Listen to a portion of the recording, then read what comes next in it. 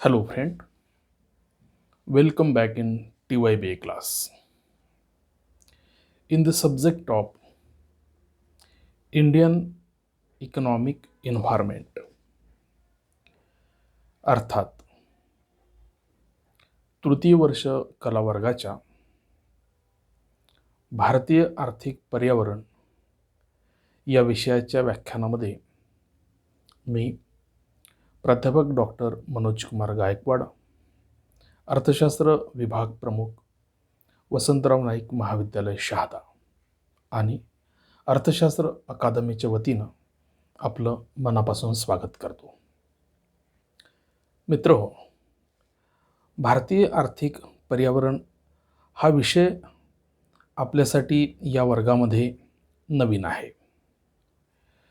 आपल्याला माहिती आहे की आपण तृतीय वर्ष कला या वर्गात प्रवेश घेताना दोन विषय आपल्याला नव्याने अभ्यासक्रमामध्ये अंतर्भूत करण्यात आलेले आहेत. 2018 पासून आपल्या विद्यापीठामध्ये CBCS पॅटर्न स्वीकारला गेला आणि त्यामध्ये आपल्याला विद्यापीठ अनुदान आयोगाकडून द्वितीय वर्ष कला वर्गामध्ये आणि तृतीय वर्ष कला वर्गामध्ये वाढीव विषयांचा अभ्यास करणं बंधनकारक झालं. द्वितीय वर्ष वर्गामध्ये आपण स्किल एन्हान्समेंट या विषयाची सुरुवात केलेली आहे. वेगवेगळ्या विषयांमध्ये स्किल विषयामध्ये वेगवेगळे विषय आपण शिकत आहोत. अर्थशास्त्रामध्ये आपण स्किल एन्हान्समेंटमध्ये रिसर्च इन इकॉनॉमिक्स या विषयाचा अभ्यास करत आहोत. म्हणजे रिसर्च मेथडॉलॉजी इन इकॉनॉमिक्स, अर्थात अर्थशास्त्रीय संशोधन पद्धती या विषयामध्ये आपण द्वितीय वर्ष वर्गात स्किलचा पेपर शिकत आहोत. तृतीय वर्षामध्ये सुद्धा आपल्याला स्किल हा विषय पुन्हा नव्याने आपण शिकतोय. त्यामध्ये इंडियन फायनान्शियल सिस्टीम्स आणि बँकिंग या दोन सत्रांमध्ये या दोन विषयांचा आपल्याला अभ्यास करायचा आहे. त्यासोबतच विद्यापीठ अनुदान आयोगाने जेनेरिक इलेक्टिव्ह या शाखेअंतर्गत मानवीय विद्या शाखेमध्ये म्हणजे सोशल सायन्स आणि भाषा या दोन भागांमध्ये दोन वेगवेगळ्या जेनेरिक विषयांच्या संदर्भामध्ये किंवा जेनेरिक इलेक्टिव्हमध्ये दोन विषय सक्तीचे आपल्याला अभ्यासण्यासाठी सांगितलेलं आहे. आणि म्हणून विद्यापीठाने आपल्या सर्वांच्या सोयीसाठी ह्युमॅनिटीज म्हणजे मानवीय विद्या शाखेमध्ये भाषा या विषयांमध्ये एक वेगळा विषय निवडलेला आहे, जो आपण भाषेच्या संदर्भातले जे विद्यार्थी असतील त्यांनी तो निवडला असेल. म्हणजेच हिंदी, मराठी, इंग्रजी, उर्दू, पाली या विषयामध्ये जेनेरिक इलेक्टिव्ह म्हणून आपण आपला एक विषय निवडला असेल, तो सक्तीचा आहे. त्याच पद्धतीने सामाजिक शास्त्रांमध्ये मानवी विद्या शाखेच्या या दुसऱ्या भागामध्ये प्रत्येक विषयामध्ये त्यांचा एक जेनेरिक इलेक्टिव्ह हा विषय नियुक्त झालेला असेल किंवा तो ठरवण्यात आला असेल. त्याच पद्धतीने अर्थशास्त्रामध्ये सुद्धा आपण जेनेरिक इलेक्टिव्हमध्ये इंडियन इकॉनॉमिक एन्व्हायरमेंट अर्थात भारतीय आर्थिक पर्यावरण या विषयाची निवड केलेली आहे. हा विषय निवडण्याच्या मागची विद्यापीठ अनुदान आयोगाची भूमिका म्हणजे अर्थशास्त्राचा हा जो सामान्य स्तरावरचा अभ्यास आहे, बेसिक असा अभ्यास आहे, तो अर्थशास्त्राच्या व्यतिरिक्त ज्या विद्यार्थ्यांनी अर्थशास्त्राचं अध्यापन केलेलं नसेल अशा विद्यार्थ्यांच्या ज्ञानामध्ये अर्थशास्त्र विषयाचे विशेष अशी ज्ञानाची भर पडावी अशी अपेक्षा आहे. तसंच अर्थशास्त्राच्या विद्यार्थ्यांनी इतर विषयातील जो त्यांनी सामान्य स्तरावर निवडलेला नसेल अशा विषयाचा जेनरिक इलेक्टिव्ह हा विषय निवडावा, ज्या माध्यमातून त्यांना त्या विषयातील बेसिक संकल्पनांचा अभ्यास होईल. एकूणच कोणत्याही विषयाची पदवी घेतल्यानंतर आपण विविध प्रकारच्या स्पर्धा परीक्षांना सामोरे जात असतो. अशा स्पर्धा परीक्षांना आपल्याला या विषयांची फार महत्त्वाची मदत होऊ शकते. म्हणून विद्यार्थ्याच्या सर्वांगीण विकासासाठी जेनेरिक इलेक्टिव्ह या विषयाची निवड विद्यापीठ अनुदान आयोगाने आपल्याला करायला सांगितलेली आहे. त्याचाच भाग म्हणून तृतीय वर्ष वर्गातील विद्यार्थ्यांनी हा विषय, विशेषतः अर्थशास्त्रातील काही विद्यार्थ्यांनी हा विषय निवडलेला असेल, परंतु हा विषय फक्त अर्थशास्त्रातील विद्यार्थ्यांसाठी नसून हा तृतीय वर्ष कला वर्गातील अर्थशास्त्र विषय सोडून इतर कोणत्याही विषयाच्या विद्यार्थ्यांनी जर हा विषय निवडलेला असेल अभ्यासासाठी, तर त्यासाठी सुद्धा हा व्हिडिओ आपण त्यांना शेअर करावा, त्यांच्यापर्यंत तो पोहोचवावा. तृतीय वर्ष कला वर्गातील विद्यार्थ्यांचे या अध्यापनासाठी आपापल्या विषय शिक्षकांनी आपापले व्हॉट्सअप ग्रुप तयार केले असतील. त्या प्रत्येक व्हॉट्सअप ग्रुपवर या विषयाचा व्हिडिओ आपण शेअर करावा आणि आपल्या विद्यार्थी मित्रांना या विषयाचं संपूर्ण नॉलेज कसं मिळेल, त्या विषयाची त्याची तयारी कशी होईल या संदर्भामध्ये आपण या विषयातील व्हिडिओंचं आदानप्रदान करावं, ही आपल्याला मी मनापासून नम्र विनंती करतोय. कारण असं केल्याशिवाय आपल्याला या विषयाचं ज्ञान आपल्या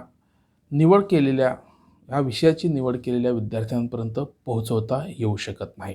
आणि म्हणून आपल्या मित्राला आपण हा व्हिडिओ शेअर करावा, ही आपली नैतिक जबाबदारी असणार आहे. मित्रहो, लगेच 18 तारखेपासून आपल्या परीक्षा सुरू होत आहेत. अनेक महाविद्यालयांमध्ये विद्यार्थ्यांना या विषयाच्या संदर्भामध्ये तो नवीन असल्यामुळे, अभ्यासक्रम नवीन असल्यामुळे विद्यार्थ्यांपर्यंत या विषयाचं अभ्यास पोहोचलेला नाही किंवा या संदर्भातलं बेसिक जे नॉलेज आहे ते पोहोचलेलं नाही. कदाचित तासिका होऊ शकल्या नसतील लॉकडाऊनच्या या काळखंडामध्ये. आणि म्हणून आपल्याकडे असणारा वेळ आणि आपल्याकडे असणारा हा सिलेबस, यामधून आपण एक मध्यम मार्ग या व्हिडिओच्या माध्यमातून मी निवडलेला आहे. या सत्रातील अभ्यासक्रमावर जे आपल्याला 3 प्रकरणं या सत्रामध्ये परीक्षेमध्ये प्रश्न विचारले जाणार आहेत, 3 प्रकरणांवर, या 3 प्रकरणांवर मी MCQ स्वरूपामध्ये 60 ते 62 प्रश्न काढलेले आहेत. या प्रश्नांचंच अध्ययन आपण या व्हिडिओमध्ये करणार आहोत, जेणेकरून आपल्याला परीक्षेच्या दृष्टिकोनातून सध्या तरी त्याचा महत्त्वाचा उपयोग होऊ शकतो. म्हणून सुरुवातीला आपण या विषयाच्या या सत्रातील अभ्यासक्रमाकडे एक नजर टाकूया. PPTमध्ये मी आपल्याला या सत्र 5 मधील अभ्यासक्रमामध्ये, या विषयाच्या अभ्यासक्रमामध्ये 3 प्रकरणं आपण घेतलेली आहे. पहिलं प्रकरण म्हणजे व्यवसायाचे आर्थिक पर्यावरण एक परिचय,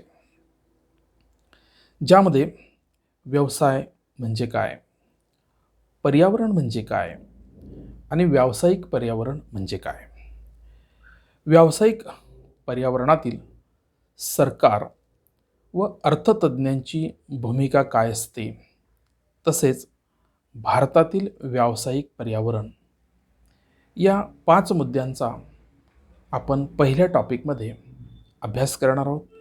या 5 टॉपिकवर आपण काही महत्त्वाच्या MCQच्या प्रश्नांवर चर्चा करणार आहोत. दुसरा जो टॉपिक आहे तो म्हणजे कृषी पायाभूत समस्या आणि व्यवसायांचे आर्थिक पर्यावरण. यामध्ये आपण भारतीय अर्थव्यवस्थेच्या काही मूलभूत संकल्पनांचा अभ्यास करणार आहोत.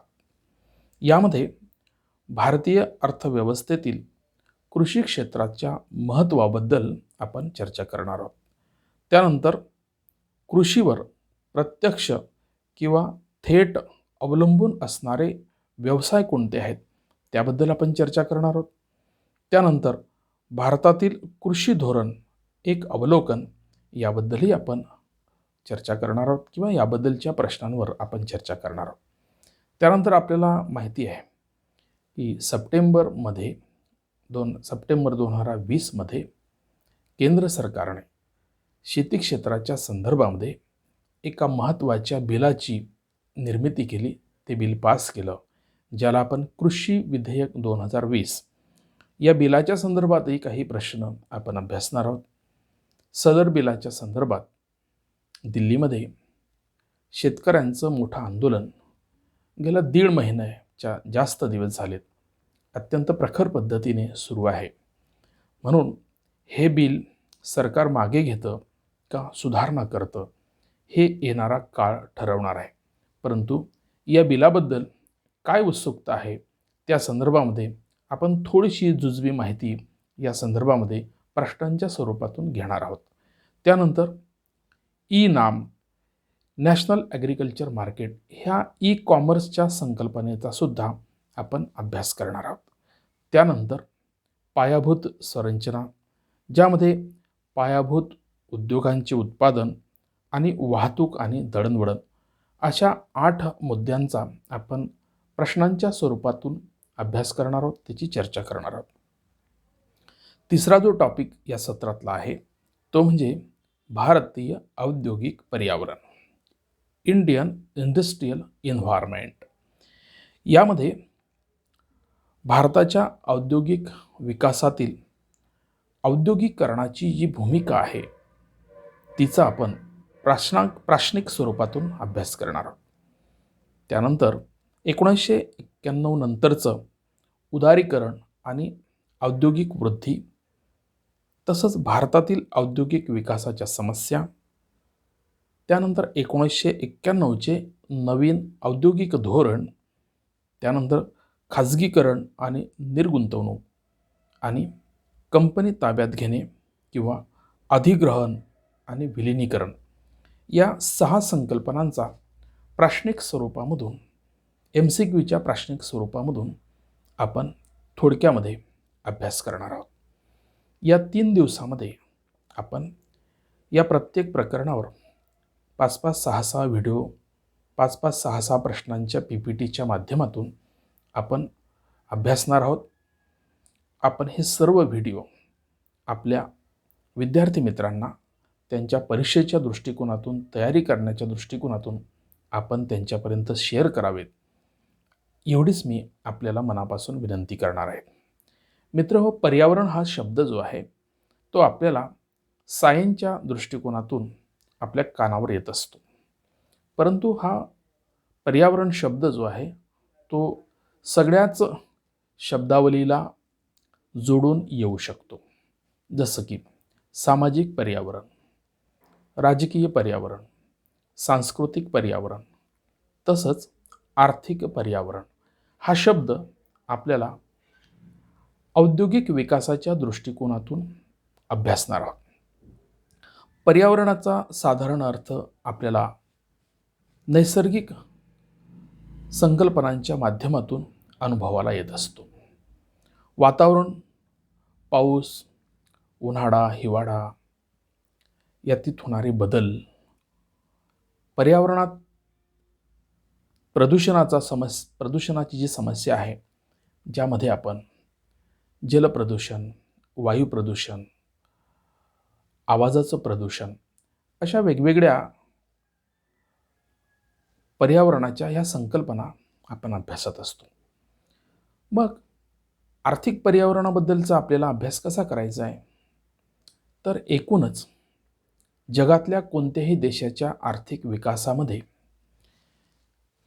विकास करण्याच्या संदर्भामध्ये त्या देशाने कशा पद्धतीच्या धोरणांची निर्मिती केलेली आहे, ज्या माध्यमातून त्या देशाच्या आर्थिक विकासाला पूरक असं वातावरण निर्माण होईल.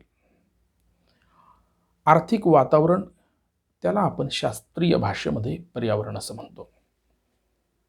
शेती विकसित व्हावी, उद्योग क्षेत्र विकसित व्हावं, सेवा क्षेत्र विकसित व्हावं, फक्त असं म्हणण्याने ते विकसित होत नसते. शेती क्षेत्राच्या विकासासाठी अनेक घटक आवश्यक असतात, ज्यामध्ये आपण पाणी, वीज, रस्ते, बी बियाणे, खते, औषधे, कीटकनाशक औषधे. आपल्याला हे माहिती आहे की 1970मध्ये 60च्या दशकात भारतामध्ये हरित क्रांती झाली. ही आपोआप झाली का? शेतकऱ्याचं उत्पन्न दुप्पट करण्याची भाषा आता केली जात आहे. ते आपोआप होणार आहे का? या सगळ्या गोष्टी जुळवून आणण्यासाठी एका धोरणाची आवश्यकता असते. धोरण निर्माण झाल्यानंतर त्याच्या प्रामाणिक अंमलबजावणीची आवश्यकता असते.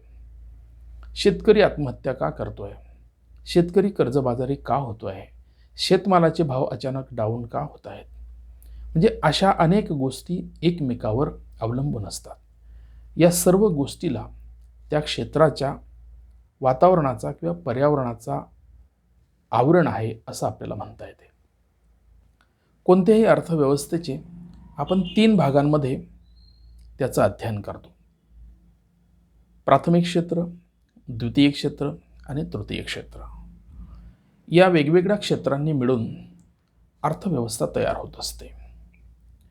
आणि म्हणून राष्ट्रीय उत्पन्नामध्ये प्राथमिक क्षेत्राचा वाटा किती आहे, द्वितीय क्षेत्राचा वाटा किती आहे, तृतीय क्षेत्राचा वाटा किती आहे, आणि अर्थव्यवस्थेची जेव्हा सुरुवात होत असते त्यावेळेस अर्थव्यवस्था कोणत्या टप्प्यावर होती आणि त्यामुळे जिथून ती सुरुवात झाली आहे.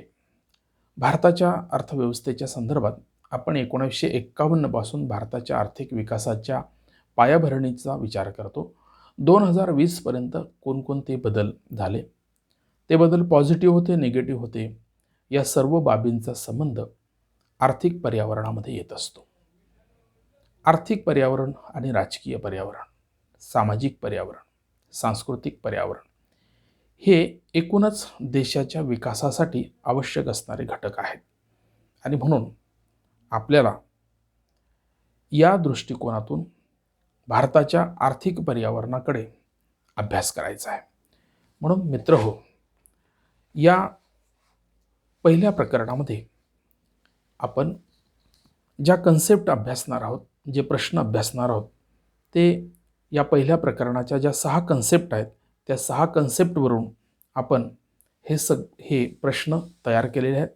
त्या अनुषंगाने आपण प्रश्नांची सुरुवात बघत असताना किंवा प्रश्न बघत असताना त्या प्रश्नांच्या आजूबाजूचा विचार करणार आहोत आणि त्यातून ऑब्जेक्टिव्ह टाईपचे जे ऑप्शन्स आपण दिलेले आहेत ते ऑप्शन्स आपण निवडायचे आहेत.